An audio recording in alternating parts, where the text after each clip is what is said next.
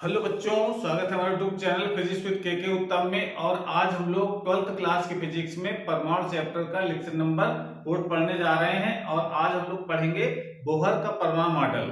उच्चारण में हम उसको बोर का परमाणु मॉडल भी कहते हैं। तो बोर ने जो परमाणु मॉडल प्रस्तुत किया है वो परमाणु मॉडल ऐसा है जिसमें जो रदरफोर्ड ने परमाणु मॉडल दिया था उसमें कुछ सुधार किए गए हैं।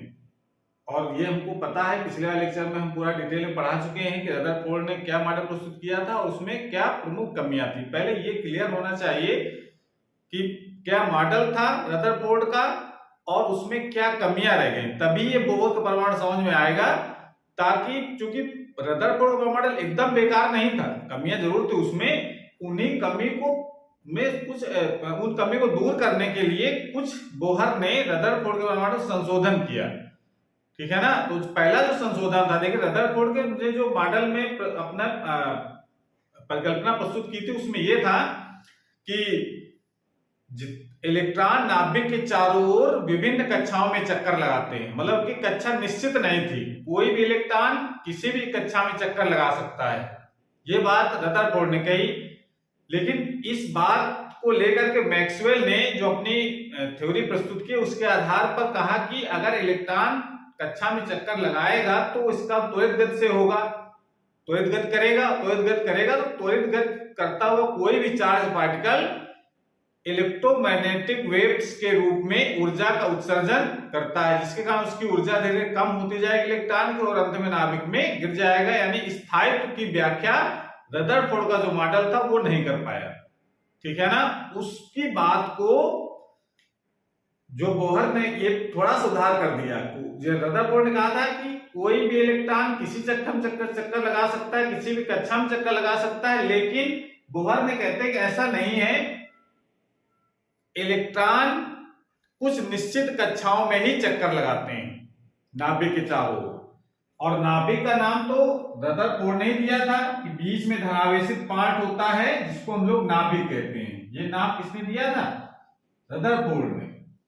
और रदरफोर्ड ने कहा था इलेक्ट्रॉन इसके चारों किसी भी कक्षा में चक्कर लगा सकते हैं, मतलब किसी भी रेडियस का कोई कक्षा हो सकती है। लेकिन बोहर कहते हैं ऐसा नहीं है। बोहर ने कहा कि नाभिक के चारों कक्षाएं निश्चित हैं, ऐसा नहीं है कि किसी भी कक्षा में चक्कर लगाएगा। वो इलेक्ट्रॉनों की ऊर्जा पर डिपेंड करता है कि किस इलेक्ट्रॉन की कितनी ऊर्जा है, उसके हिसाब से उसकी कक्षा निश्चित है। यानी कक्षाओं की ऊर्जा निश्चित है। इसका मतलब देख क्या है, इसका मतलब उन्होंने ये जो कक्षाएं बनाई, इसका मतलब उनका दूसरा नाम दिया, इनको ऊर्जा स्तर भी कहते हैं। कक्षा भी है और ऊर्जा स्तर भी। इनकी ऊर्जा निश्चित है, इसकी ऊर्जा जितनी है उससे अलग इसकी ऊर्जा है, उससे अलग उसकी ऊर्जा। और ये ऊर्जा कभी कम ज्यादा नहीं होती, जितनी ऊर्जा है उतनी ही रहेगी। इसको इसलिए इनको कक्षाओं कहा जाता है, स्थायी कक्षाएं कहते हैं। और इलेक्ट्रॉन जैसे मान लेते हैं इलेक्ट्रॉन यहां पर है जिसका द्रव्यमान है m और इस कक्षा की त्रिज्या है वो है r और ये v स्पीड से चक्कर लगा रहा है। तो इनका जो कोणीय संवेग होगा, ये लोग सूत्र जानते हैं, कोणीय संवेग बराबर होता है mvr। ये सूत्र लिखा है mvr। जितना कोणीय संवेग होगा इलेक्ट्रॉन का, इलेक्ट्रॉन उसी कक्षा में चक्कर लगाएंगे जिनमें उनका कोणीय संवेग h/2π का पूर्ण गुणज होता है। ये शर्त उन्होंने रखी। यानी उन कक्षा में इलेक्ट्रॉन कक्षा निश्चित नहीं करता है कि हम किस कक्षा में चक्कर लगाएंगे, ये बोहर कहते हैं। ऐसा नहीं कि इलेक्ट्रॉन जिसमें चाहे इसमें घूमने लगा, इसमें चाहे इसमें घूमने लगा, इसमें चाहे इसमें घूमने लगा, ऐसा नहीं है। इलेक्ट्रॉन उसी कक्षा में चक्कर लगाएगा जिसकी ऊर्जा, जिस इलेक्ट्रॉन की ऊर्जा उस कक्षा की ऊर्जा के बराबर है। नहीं, कक्षा की ऊर्जा निश्चित है। इलेक्ट्रॉन की ऊर्जा कम ज्यादा हो सकती है कि ऊर्जा कहीं से मिल जाए तो ज्यादा ऊर्जा हो जाएगी तो ज्यादा ऊर्जा वाली कक्षा में चला जाएगा, ऊर्जा कम हो जाएगी तो नीचे वाली कक्षा में आ जाएगा। मतलब इलेक्ट्रॉन कक्षा निर्धारित नहीं करता, कक्षाएं पहले से निर्धारित हैं और उस कक्षा में इलेक्ट्रॉन की ऊर्जा के अनुसार से उसको चक्कर लगाना है। जैसे एग्जांपल हम बताते हैं आपको, बहुत सिंपल सा है। जैसे अगर क्लास रूम है और उसमें बेंचों की रो बनी हुई है, एक आगे वाली रो है, एक पीछे वाली रो है, एक और उसके पीछे वाली, मतलब पहले रो, दूसरी रो, तीसरी रो, ऐसे है। तो ये कक्षा में बच्चे कौन किस रो में बैठेगा पहले निर्धारित है कि अगर हम कहेंगे कि नहीं 80% वाला दूसरी रो पर बैठेगा, 90% वाला आगे वाले रो पर बैठेगा, 70% वाला तीसरी रो पर बैठेगा, तो मतलब निश्चित है कि आप अगर आगे रो पर बैठना है, आगे वाले रो पर बैठना है, तो आपको 90% नंबर होंगे वही आगे बैठेगा। जिसके 80% नंबर है वो बीच वाले यानी दूसरी रो पर बैठेगा, और जिसका 70% है वो और पीछे रो पर तीसरी रो पर बैठेगा। तो मतलब बच्चा निर्धारित नहीं कर रहा है, क्लास पहले से निर्धारित है कौन किस क्लास में या कौन सा बच्चा किस रो में बैठेगा। ऐसे यहां पर भी है, किस कक्षा में कौन सा इलेक्ट्रॉन चक्कर लगाएगा वो इलेक्ट्रॉन निर्धारित नहीं करेगा। इलेक्ट्रॉन को पहले से इलेक्ट्रॉन की ऊर्जा जितनी होगी उस इलेक्ट्रॉन को उस कक्षा में घूमना पड़ेगा। बात समझ में आ रहा है? जिसमें इलेक्ट्रॉन सपोज इसकी मान कहते हैं कि 100 जूल ऊर्जा है, 100 इलेक्ट्रॉन वोल्ट ऊर्जा है, तो 100 इलेक्ट्रॉन वोल्ट ऊर्जा अगर इस कक्षा की है तो इसका मतलब 100 इलेक्ट्रॉन वोल्ट वाला ही ऊर्जा का इलेक्ट्रॉन इस पे चक्कर लगाएगा, 70-75 वाला ये इसमें नहीं आएगा। ऐसे इसमें अगर कहते हैं कि इसमें 80 का है, ठीक है ना, 80 इलेक्ट्रॉन वोल्ट ऊर्जा ये एक अच्छा है, तो इसका मतलब है वो 80 वाला ही इलेक्ट्रॉन चक्कर लगाएगा, उसमें कम ज्यादा वाला नहीं आएगा। ये एग्जांपल ले रहे हैं, कोई कक्षा की 80-90 नहीं होती है, वो अलग अलग परमाणु के अलग अलग कक्षाएं निर्धारित है, और बल्कि नाभिक के पास वाली जो कक्षा होती है उसकी ऊर्जा कम होती है, जैसे दूर जाएंगे उसकी ऊर्जा बढ़ती है। यानी जैसे ये निम्न कक्षा की ऊर्जा है, उससे उच्च कक्षा की और उससे उच्च कक्षा की, ऐसे करके चलता है। तो एग्जाम्पल लिया हमने कि ऐसे मतलब कह सकते हैं कि कक्षाएं निश्चित की गई हैं, ये बोहर ने कहा, और उन्होंने एजम्पशंस जो लिए हैं, जो थ्योरेटिकल पार्ट है उसको इस तरीके से तैयार करना है कि पहला जो उनकी परिकल्पना है बोहर की, उन्होंने कहा कि इलेक्ट्रॉन नाभिक के चारों ओर केवल उन्हीं कक्षाओं में घूम सकते हैं जिनके लिए उनका कोणीय संवेग का सूत्र होता है mvr, वो h/2π का पूर्ण गुणज होता है, ठीक है ना। तो उसको मेथड का फॉर्म क्या लिखेंगे, mvr का मतलब वो h/2π के बराबर होगा, जहां पर n तो 1 2 3 4 कोई पूर्ण संख्या हो सकती है, 1.5 का भी हो सकता है, 1.3 नहीं हो सकता, 2.5 नहीं हो सकता है, हमेशा एक पूर्ण संख्या होगी। पूर्ण गुणज का मतलब पूर्ण संख्या है।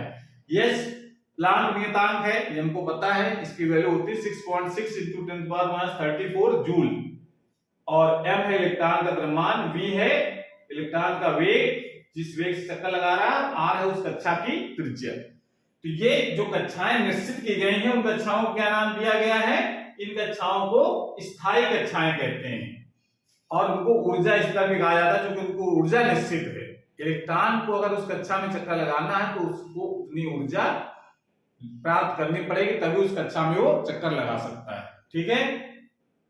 और ये तो हो गया जो ऊर्जा निकल मतलब ये स्थायी कक्षा कर दी उन्होंने, ठीक है ना। उन्होंने रदरफोर्ड ने कहा था कि रदरफोर्ड ने तो ऊर्जा की बात ही नहीं की थी पहले बात तो, और दूसरे अगर जो मैक्सवेल थे उन्होंने कहा था कि ऊर्जा निकलेगी उससे, ऊर्जा की बात तो मैक्सवेल ने की, और मैक्सवेल के अनुसार जो ऊर्जा निकल रही है वो केवल त्वरित गति के कारण निकल रही है, तो वो इलेक्ट्रॉन की ऊर्जा की बात कर रहे थे, जबकि बोहर ने कहा इलेक्ट्रॉन की ऊर्जा से मतलब नहीं है, यहाँ पर कक्षा की ऊर्जा से मतलब है। अगर इस कक्षा में अगर घूम रहा है तो इससे कोई भी इलेक्ट्रॉन ऊर्जा का उत्सर्जन नहीं करेगा। जिस कक्षा में है, स्थायी कक्षा में है, उस कक्षा में कोई भी इलेक्ट्रॉन ऊर्जा का उत्सर्जन नहीं करता है। तो अगला उनका यही है कि स्थायी कक्षा में घूमते समय इलेक्ट्रॉन ऊर्जा का उत्सर्जन नहीं करते हैं। तो जो स्थायी की व्याख्या नहीं कर पा रहा था रदरफोर्ड, वो इसमें उन्होंने बोहर ने की है कि अतः परमाणु का स्थायित्व तो बना रहता है, मतलब जब ऊर्जा का उत्सर्जन ही नहीं करेगा इलेक्ट्रॉन तो क्या होगा, उसकी ऊर्जा जितनी है उतनी बनी रहेगी, उस कक्षा में रह करके ऊर्जा का उत्सर्जन नहीं करेंगे। तो उस कक्षा को क्या नाम दिया, स्थायी कक्षाएं, यानी निश्चित कक्षाएं होती हैं, ठीक है। अगला पार्ट है, अब जो बात आती है जो दूसरी कमी थी रदरफोर्ड में कि वो रेखीय स्पेक्ट्रम की व्याख्या नहीं कर पाया, उसके लिए उन्होंने क्या परिवर्तन किया अपने मॉडल में। उन्होंने ये कहा कि अगर इलेक्ट्रॉन स्थायी कक्षा में चक्कर लगा रहा है तो अगर उसको ऊर्जा मिलती है तो वो ऊंची कक्षा में चला जाता है, क्योंकि जो नाभिक के नजदीक जो कक्षा होती है उसकी ऊर्जा कम होती है, उसको निम्नतम ऊर्जा स्तर कहते हैं, और जैसे जैसे ऊर्जा मिलती है वो और ऊंची कक्षा में चला जाता है, उस ऊंची कक्षा में चला जाएगा तो मान लीजिए यहां से इलेक्ट्रॉन निकला और यहां पहुंच गया इस जगह, तो इसका मतलब है कि यहां से इलेक्ट्रॉन निकला और यहां गया, तो ये जाएगा तभी जब इसको ऊर्जा बाहर से मिलेगी। कहीं से मिल सकती है ऊर्जा, गर्म करके या प्रकाश गिरने पर कहीं से ऊर्जा मिल जाएगी, तो वो ऊर्जा ग्रहण करके वो ऊंची कक्षा में चला जाएगा। और ऊंची कक्षा में चला जाएगा तो इतनी ऊर्जा चाहिए कि उसको ऊर्जा इतनी मिले जो इस कक्षा की ऊर्जा के बराबर हो, तभी जाएगा। ये नहीं कि मान लो इस कक्षा की ऊर्जा थोड़े देर के लिए मान लेते हैं, इस कक्षा की ऊर्जा मान लेते हैं 10 इलेक्ट्रॉन वोल्ट है और इस कक्षा की ऊर्जा है 20 इलेक्ट्रॉन वोल्ट, इस कक्षा की है 30 इलेक्ट्रॉन वोल्ट। तो 10 से 20 अगर जाएगा तभी जब उसको 10 इलेक्ट्रॉन वोल्ट ऊर्जा मिलेगी तभी यहां पहुंच पाएगा। अगर 10 से 5 इलेक्ट्रॉन वोल्ट मिली तब इसमें नहीं जा पाएगा। ठीक है ना? तो ये चीज में ध्यान रखना है कि जितने उस कक्षा के बराबर ऊर्जा जब हो जाएगी उसकी तभी उसकी ऊंची कक्षा में जाएगा। तो उन्होंने कहा कि अगर किसी कारणवश जब परमाणु को किसी कारणवश बाहर से उपयुक्त ऊर्जा मिल जाती है, उपयुक्त मतलब उस कक्षा के जाने भर के लिए ऊर्जा मिले, यदि उससे कम मिलेगी तो फिर उसी कक्षा में नहीं जाएगा, क्योंकि कक्षा की ऊर्जा निश्चित है। ये नहीं कि यहाँ 10 है तो 11 अगली वाली होगी, 12 होगी, 13 होगी, ऐसा नहीं। उसके बाद गैप होगा काफी, उस गैप को पार करके जब ऊंची कक्षा में जाएगा तभी, जब जाएगा तब उसको ऊर्जा बाहर से मिलेगी तभी हो जाएगा, ऐसे नहीं जाता है। तो इसमें इस बात को लिखना है कि इसमें जब परमाणु किसी कारणवश बाहर से उपयुक्त ऊर्जा मिल जाती है तो वो इलेक्ट्रॉन अपनी स्थायी कक्षा को छोड़कर किसी उच्च कक्षा में अर्थात उत्तेजित अवस्था में चला जाता है, मतलब अपनी निम्न कक्षा को छोड़ करके उच्च कक्षा में चला जाएगा। इस अवस्था को कहा जाता है परमाणु उत्तेजित हो गया। जब परमाणु का कोई भी इलेक्ट्रॉन अपनी स्थायी कक्षा को छोड़ करके उच्च कक्षा में जाता है तो कहा जाता है परमाणु उत्तेजित हो गया। उत्तेजित होने का मतलब उसको ऊर्जा कहीं से मिल गई है, तो उसकी ऊर्जा ज्यादा हो गई तो वो ऊंची वाली कक्षा में पहुंच गया। लेकिन वो वहां पर बहुत देर तक नहीं टिका रहता है, उसमें उसका केवल समय बहुत कम है। कितना है? 10⁻⁻8 सेकेंड ही ठहरता है उस कक्षा में, ऊंची कक्षा में, और फिर तुरंत वापस लौटता है और लौटते समय ही विद्युत चुंबकीय तरंगों के रूप में ऊर्जा का उत्सर्जन करता है। तो जब लौटेगा वापस, जितनी उसने एब्जॉर्ब की थी एनर्जी, उतनी एनर्जी वो बाहर निकालता है फोटॉनों के रूप में। तो फोटॉन ऊर्जा निकाली और जब अपनी वापस कक्षा में लौट आया तो उत्सर्जन बंद हो जाता है। तो एक लाइन हमको मिल जाती है। जब मैं कहा था लाइन स्पेक्ट्रम का मतलब, यहाँ पर लाइनें दिखाई पड़ती है, तो लाइन का मतलब इसका आप समझो कि इस तरीके से जब एनर्जी निकली तो एक लाइन हमको मिल गई, फिर अपनी स्थायी कक्षा में लौट आया, एनर्जी बंद हो गई, फिर ऊर्जा मिलेगी, फिर कहीं ऊंची कक्षा में जाएगा, ऊंची कक्षा से वापस लौटेगा तो फिर एनर्जी मिलेगी, तो दूसरी लाइन मिल गई, फिर तीसरी कक्षा, फिर कहीं ऊर्जा मिलेगी, फिर उत्तेजित होगा परमाणु, इलेक्ट्रॉन ऊंची कक्षा में जाएगा, फिर 10⁻8 सेकंड रुकने के बाद फिर वापस लौटेगा तो फिर उनको एक लाइन मिल गई। तो इस प्रकार से लाइन स्पेक्ट्रम की व्याख्या भी बोहर के परमाणु मॉडल में की गई है कि एनर्जी तभी इलेक्ट्रॉन रिलीज करता है जब इलेक्ट्रॉन ऊंची कक्षा से नीची कक्षा में लौटता है, और ऊंची कक्षा में जाता कब है? जब उसको बाहर से कहीं से ऊर्जा मिल जाती है। क्लियर हो गया? तो ये इस तरीके से ये उन्होंने 3 परिकल्पनाएं की हैं। समझ में आ गया? मतलब आपको ये ध्यान रखना है कि परमाणु जो होता है उसमें इलेक्ट्रॉन विभिन्न कक्षाओं में चक्कर नहीं लगाते हैं, कुछ निश्चित कक्षाओं में चक्कर लगाते हैं। उन कक्षाओं को हम लोग ऊर्जा स्तर भी कहते हैं। क्यों? क्योंकि उनकी ऊर्जा एक निश्चित होती है, और जब स्थायी कक्षा में इलेक्ट्रॉन चक्कर लगा रहा होता है उस समय वो कोई भी ऊर्जा का उत्सर्जन नहीं करते हैं। अगर उसको कहीं कारणवश कहीं से बाहर से ऊर्जा मिलती है तो वो ऊंची कक्षा में चला जाता है इलेक्ट्रॉन, फिर वापस लौटता है 10⁻8 सेकंड के बाद, तो ऊर्जा का उत्सर्जन फोटॉन के रूप में करता है। तो इस कारण से हमको यहाँ पर लाइन स्पेक्ट्रम प्राप्त होता है। जब उत्सर्जन करेगा जब वो ऊंची कक्षा से नीची कक्षा में लौटेगा, और जब नीचे से ऊंची में जाएगा तो ऊर्जा का अवशोषण करेगा। उत्सर्जन और अवशोषण दोनों क्रियाएं होती रहती हैं।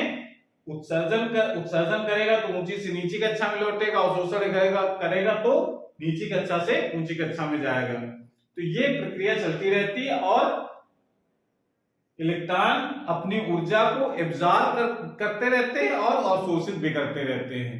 इस कारण से हमको लाइन स्पेक्ट्रम प्राप्त हो जाता है, सतह स्पेक्ट्रम प्राप्त नहीं होता है, जैसा कि रदरफोर्ड के मॉडल में ये कमी दिखाई दे रही थी कि स्पेक्ट्रम कैसा होना चाहिए, सतत होना चाहिए, उससे एनर्जी लगातार निकलती है, तो स्पेक्ट्रम कैसा मिलना चाहिए हमको, सतत यानी कंटिन्यूअस, कोई लाइन नहीं, लगातार। और जबकि एक्चुअल में जो स्पेक्ट्रम प्राप्त होता है, लाइट स्पेक्ट्रम प्राप्त होता है, उसकी व्याख्या उन्होंने इस प्रकार से की। ठीक है, इसको नोट कर लीजिए। इसकी भाषा आपको इतना लिख देना है केवल, और ज्यादा आपको कुछ नहीं करना है। आप छोटी कक्षाओं में पढ़ भी चुके हैं इसके बारे में, तो समझते हैं कि इसको ये पूरा समझ में आ गया होगा कि बीच में नाभिक, और इसमें ये कुछ निश्चित कक्षाएं हैं जिसमें इलेक्ट्रॉन चक्कर लगाते हैं। इन कक्षाओं को हम लोग क्या कहते हैं, स्थायी कक्षाएं कहा जाता है, या ऊर्जा स्तर भी कहते हैं। ये तो बीच में नाभिक होता है। इस प्रकार से ये इसकी संरचना है परमाणु की, इसको नोट कर लीजिए। उसके बाद फिर जो लाइन स्पेक्ट्रम प्राप्त होता है, तो उन रेखाओं की आवृत्ति यानी उत्सर्जित जो फोटॉन है उनकी आवृत्ति कितनी होगी, तो कैसे निकालें, उसके लिए फार्मूला आपको याद रखना है। इसको नोट कर लीजिए पहले।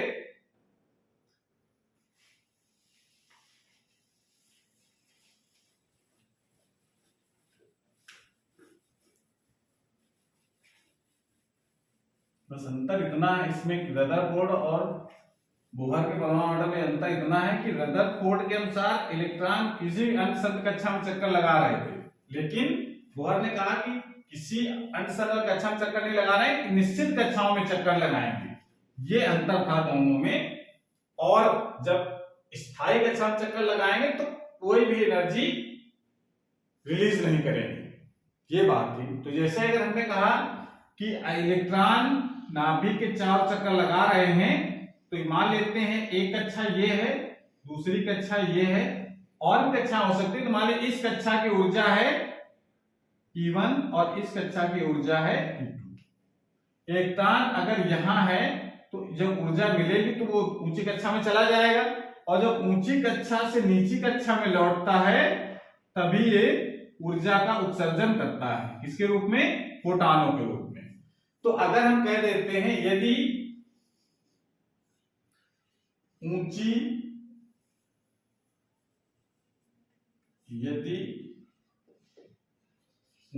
कक्षा की ऊर्जा E2 तथा निम्न कक्षा की ऊर्जा E1 है, तो उत्सर्जित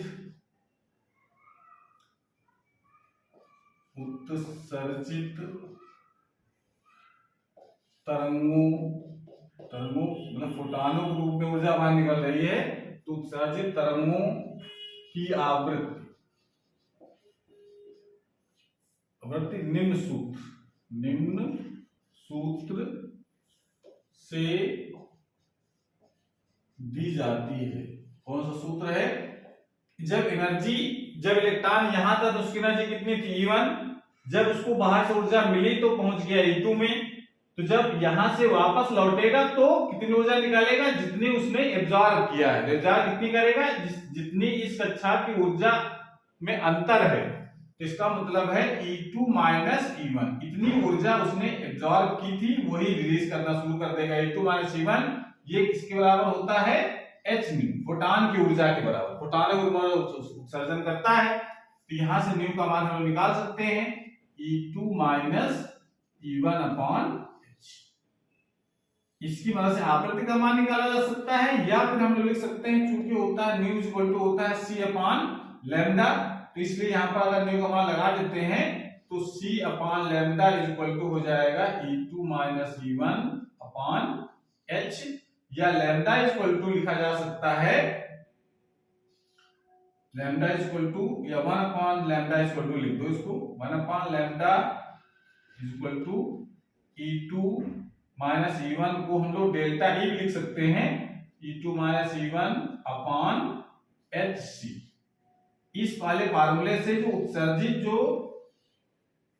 ऊर्जा है उसकी तरंगदैर्घ्य हम लोग निकाल सकते हैं कितनी होगी, और तभी वो तरंगदैर्घ्य जो विभिन्न तरंगदैर्घ्य जो लाइनें दिखाई पड़ती हैं वो कितनी तरंगदैर्घ्य होगी, उसके लिए ये वाला फार्मूला यूज कर सकते हैं।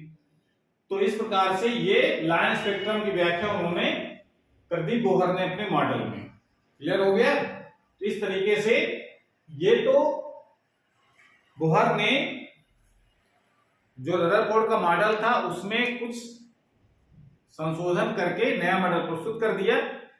अब बात आती है इसमें कि जो इलेक्ट्रॉन स्थायी कक्षा में चक्कर लगा रहे होते हैं तो उनका वेग कितना होगा, उन कक्षा की जो स्थायी कक्षा की त्रिज्या होगी वो कितनी होगी, और इलेक्ट्रॉन चक्कर लगा रहा होगा तो उसमें ऊर्जा कितनी होगी इलेक्ट्रॉन की। यानी जब कक्षाओं की ऊर्जा निश्चित है तो इसका मतलब हर कक्षा की ऊर्जा कितनी होगी। ये एक मैथमेटिकल पार्ट है, इसको हम लोग अगले वाले वीडियो में करते हैं कि कितनी स्थायी कक्षा की त्रिज्या कितनी होगी। जो कक्षाएं बहुत सारी हैं, पहली कक्षा, दूसरी कक्षा, तीसरी कक्षा, तो किस कक्षा की कितनी त्रिज्या होगी, किस कक्षा में इलेक्ट्रॉन का वेग कितना होगा, किस कक्षा में कक्षा की ऊर्जा कितनी होगी, वो हम लोग एक अलग से एक अगला वीडियो हम लोग बनाएंगे, उसमें हम लोग ये सब चीजों को डिस्कस करते हैं। तो आज क्लास हमारी पास समाप्त होती है। अगर ये वीडियो अच्छा लगा हो तो इसको लाइक करें, अपने दोस्तों को शेयर करें, और चैनल अभी तक सब्सक्राइब नहीं किया चैनल को सब्सक्राइब करें, जिससे नई जो वीडियो अपलोड हो उसकी नोटिफिकेशन आपके पास सबसे पहले पहुंच जाए। पढ़ाई करते रहिए। Thank you.